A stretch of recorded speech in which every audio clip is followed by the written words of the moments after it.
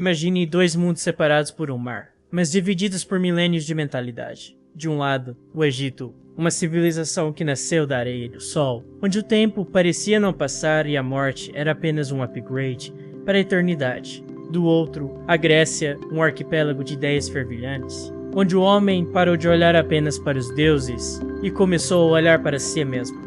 Se você pudesse viajar no tempo, escolheria a ordem absoluta das pirâmides ou o caos criativo das cidades-estado.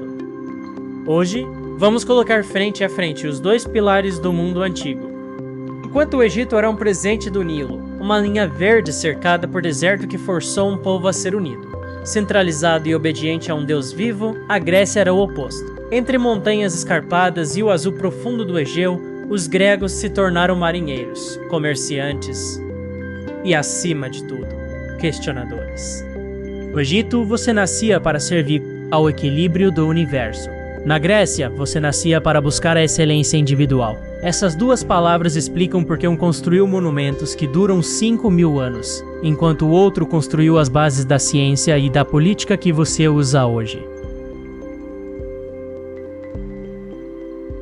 Neste vídeo, vamos mergulhar fundo em 3 frentes onde essas culturas eram água e vinho. A religião. Vamos entender porque os egípcios mumificavam gatos e reis, enquanto os deuses gregos pareciam humanos, mimados, com superpoderes. No exército, veremos o contraste entre as hordas massivas de arqueiros do faraó e a disciplina de ferro das falanges de ópitas gregos. Na sociedade, vamos descobrir como era a vida de uma mulher ou de um camponês sob a bota de uma teocracia absoluta versus a vida em uma democracia nascente que, apesar de inovadora, ainda era um clube exclusivo para poucos. O Egito era o passado que se recusava a morrer. A Grécia era o futuro que estava apenas começando. Prepare-se, porque as diferenças entre essas duas potências são muito maiores do que os livros de escola costumam contar. Se você gosta de história levada a sério, mas contada de um jeito que você realmente entende, você está no lugar certo. Bem-vindos ao duelo das antiguidades. Vamos começar. Se você parasse um egípcio e um grego na rua e perguntasse o que acontece quando morrer, você receberia 2 respostas que mudariam completamente sua forma de ver o mundo. Para o Egito, a vida era apenas um ensaio geral. Toda a sua existência, sua economia e sua arquitetura giravam em torno de uma única obsessão, a imortalidade. Já para o grego, a vida era o palco principal. A morte era apenas um epílogo inevitável e muitas vezes bastante deprimente. No Egito, a religião era uma ciência exata. Eles acreditavam que para sua alma, o Ka, sobreviver, o seu corpo físico precisava ser preservado. É por isso que a mumificação não era um luxo, mas uma necessidade espiritual. Imagine o cenário, você morre e acorda no tribunal de Osíris. Não é um julgamento moral vago, é um processo jurídico. Você precisa recitar a confissão negativa do livro dos mortos: eu não roubei, eu não matei, eu não desviei a água do vizinho. O clímax, o peso do coração. Esse coração é colocado em uma balança contra a pena de Maat, a verdade. Se o seu coração fosse mais pesado que a pena, carregado de pecados, ele era devorado por Amit, um monstro mistura de leão, hipopótamo e crocodilo. O resultado? O esquecimento eterno. Mas se você passasse, você ganhava o direito de viver nos campos de Aru, que era basicamente o Egito, só que sem pragas, sem impostos e com colheitas infinitas.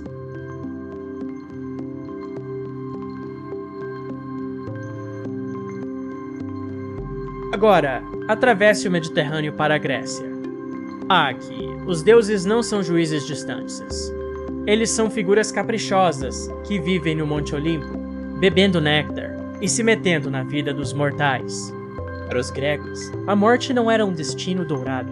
Independentemente de quão herói você fosse, você acabaria no Hades. Não pense no Hades como um inferno cristão, mas como um lugar de cinza. As almas atravessavam o rio Estige, pagando uma moeda ao barqueiro Caronte, para se tornarem sombras sem propósito. Campo de Asphodels, onde a maioria das pessoas comuns ficava, vagando em um tédio eterno. O Tártaro, o calabouço para os verdadeiramente terríveis. Os Campos Elíseos, o paraíso grego. Mas, e aqui está a diferença, ele era quase exclusivo para semideuses e heróis lendários. Enquanto o egípcio médio passava a vida economizando para o seu sarcófago e garantindo seu lugar no céu, o grego focava em conquistar a fama. Cleos. Como o além era sombrio, a única forma de ser imortal na Grécia era através das histórias que os vivos contariam sobre você. Se a religião ditava o destino das almas, a estrutura social ditava como essas almas viviam na Terra. E aqui, a diferença é visual. Imagine uma pirâmide rígida de um lado e um círculo de debate do outro. No Egito, o poder descia do topo para a base sem contestação. Na Grécia, pela primeira vez na história, o poder começou a ser empurrado da base para o topo. No Egito, a sociedade era uma máquina perfeitamente lubrificada de cima para baixo. No topo, o faraó.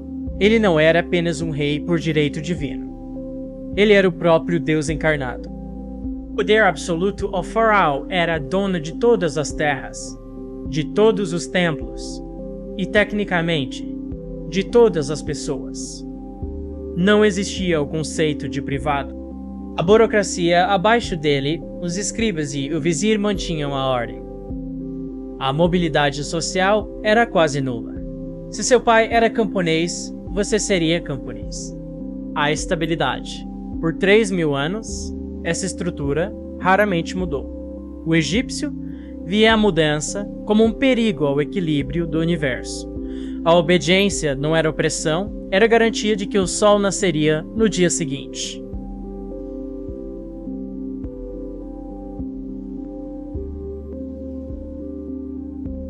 Agora, olhe para a Grécia.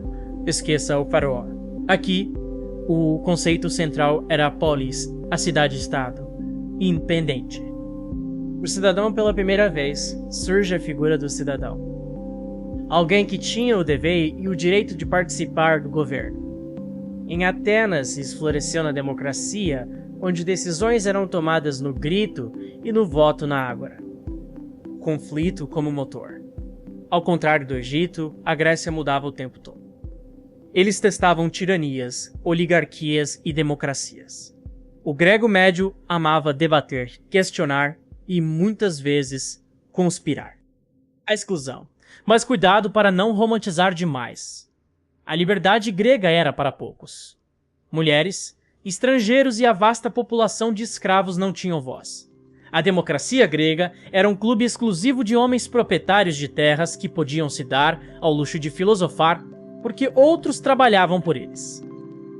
Se as sociedades eram diferentes, a forma como elas lutavam era um reflexo direto disso. No Egito, o exército era uma extensão da vontade divina do faraó, projetada para expansão e controle de vastos territórios. Na Grécia, o exército era a própria polis em movimento.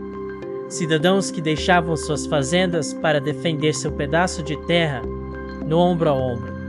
Chegamos ao fim da nossa jornada e a pergunta que fica não é quem foi melhor, mas quem nos moldou mais.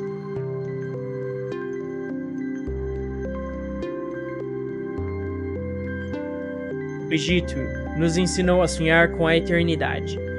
Eles nos deram a noção de que o Estado pode ser algo grandioso, estável e protetor. Cada vez que você admira um monumento que desafia o tempo ou busca o equilíbrio em meio ao caos. O Egito foi a âncora do mundo antigo, sólido, imutável e majestoso. A Grécia, por outro lado, foi o motor. Eles deram a ferramenta mais perigosa e poderosa de todas: o questionamento. Sem os gregos, não haveria ciência como a conhecemos, não haveria o teatro que nos faz chorar, e certamente não estaríamos aqui, discutindo a liberdade de escolher nossos próprios caminhos. Eles nos ensinaram que o homem é a medida de todas as coisas. O Egito Antigo acabou se tornando uma terra de mistérios, um tesouro enterrado na areia esperando para ser redescoberto. A Grécia Antiga se espalhou pelo vento, transformando-se na base da cultura ocidental. Um construiu montanhas de pedra para os deuses, o outro construiu montanhas de ideias para os homens. Um buscou a perfeição na ordem, o outro buscou a verdade no conflito. No fundo, essas duas civilizações representam as duas metades da alma humana. O nosso desejo por segurança e permanência, e a nossa necessidade incontrolável de mudar e evoluir. Se esse mergulho no tempo valeu o seu joinha, não esqueça de se inscrever para não perder nossa próxima viagem histórica ou curiosa.